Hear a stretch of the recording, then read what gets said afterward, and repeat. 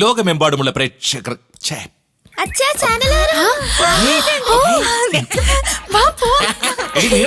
നിങ്ങളിതോടെ പോവാ. ഞങ്ങളെ കൂടി ഷൂട്ട് ചെയ്യില്ലേ? This is about psychiatry.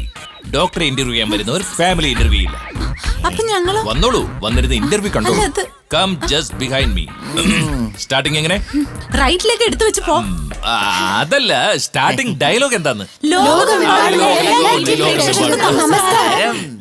Madam, camera എവിടെയൊക്കെ ഉണ്ട്? ഇൻഡോറിനേക്കാളും ഔട്ട്ഡോർ ആയിരിക്കും കുറച്ച് നന്നായിരിക്കാം. നമസ്കാരം, സ്വാഗതം. വീട് കണ്ടുപിടിക്കാൻ ഒരുപാട് ബുദ്ധിമുട്ടില്ലല്ലോ? ഒരു ബുദ്ധിമുട്ടുണ്ടായിരുന്നില്ല. വഴി കാണിക്കാൻ നിങ്ങളുടെ ആള് തന്നെ ഉണ്ടായിരുന്നല്ലോ. എന്റെ ആളോ? അതാരാ? ഡോക്ടർ, വീണ്ടും ചുണ്ടലി വന്നു. ഹലോ, എവിടെയാണ് വെച്ചേ? നീ എങ്ങനെ ഇവരുടെ കൂടെ ഇവിടം വരെ? സാറേ, വീണ്ടും അയാൾ അവിടെ നിന്ന് കയറിയതാ. ഞാൻ നിന്നോട് അപ്പോഴേ ഒന്നും അറിയാത്തതുപോലെ അഭിനയിക്കുകയാണല്ലേ ഡോക്ടർ സാർ. ബസ്സിൽ പോകാൻ ഭയമുള്ള എന്നെ ധൈര്യം വരുത്താൻ വേണ്ടിയിട്ട് ബുദ്ധിപൂർവ്വം ഈ വാനിൽ കയറ്റി എന്നെ അയച്ചു. ഞാൻ പറഞ്ഞില്ലേ, ഇതാണ് ട്രീറ്റ്മെന്റ്. അല്ല, ഇത് ഞങ്ങളുടെ ട്രൂപ്പിന്റെ വാനാ. ഒരു TV സീരിയലിന് കൊടുത്തതാ. ഞങ്ങൾ തമ്മിൽ സംസാരിച്ചപ്പോ ഒരു ഐഡിയ കിട്ടി. ഇപ്പൊ നിങ്ങൾ മാത്രം ഇന്റർവ്യൂ ചെയ്താ നിങ്ങൾക്കും ബോറടിക്കും, പ്രേക്ഷകർക്കും ബോറടിക്കും. ഇയാളെ കൂടെ കൂട്ടിയാൽ അത് മാറും. ഇവനെ വെച്ച് നന്നായിരിക്കും.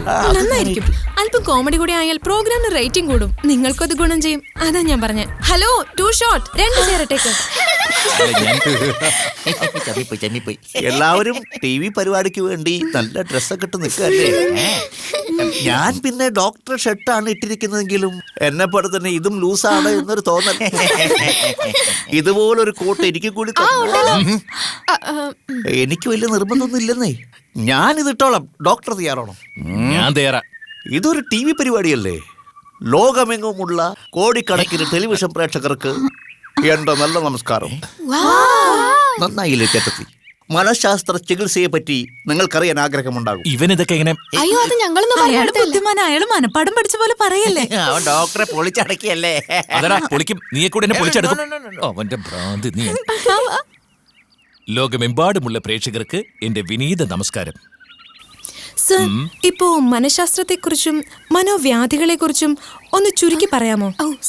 മനഃശാസ്ത്രത്തെക്കുറിച്ച് പറയുകയാണെങ്കിൽ നിങ്ങൾക്ക് എല്ലാവർക്കും അറിഞ്ഞിരിക്കാൻ വഴിയില്ല. പക്ഷേ മനോരോഗത്തെക്കുറിച്ച് പറയുകയാണെങ്കിൽ ഈ മനോരോഗം എന്നുള്ളത് അതൊരു എന്താ പറയാ, ബ്ലൗസിനുള്ളിലിരിക്കുന്ന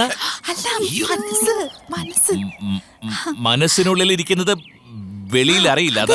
അതാ ബിസ്ക്കറ്റ് വേണ. ഫോർ എക്സാമ്പിൾ, ഇയാള് വേണമെങ്കിൽ നിങ്ങളുടെ പേഷ്യന്റിനെ ഇനി ഇൻട്രൊഡ്യൂസ് ചെയ്തില്ല. ഇയാൾ തെനാലി സോമൻ. അതിരിക്കട്ടെ, എങ്ങനെയാ നിങ്ങൾക്ക് തെന്നാലി എന്നുള്ള പേര് വന്നത്? ഒരിക്കൽ എന്നെ പ്രവൃത്തി കണ്ട് ഒരാള് എന്നെ അങ്ങനെ വിളിച്ചതാണ്. പിന്നെ അത് കേട്ട് മറ്റുള്ളവർ വിളിക്കാൻ തുടങ്ങി. ഒറിജിനൽ തെന്നാലി രാമൻ പല കിറുക്കുകളും കാണിക്കും. ഒടുവിൽ അത് ബുദ്ധിപരമായിട്ട് മാറാറുണ്ട്. നിങ്ങൾക്ക് എങ്ങനെ? അങ്ങനെയൊന്നും പറയാൻ പറ്റില്ല. ഞാൻ കിറുക്ക് കാണിച്ചാൽ അത് കിറുക്ക് തന്നെ ആയിരിക്കും. അതിലൊരു മാറ്റമില്ല.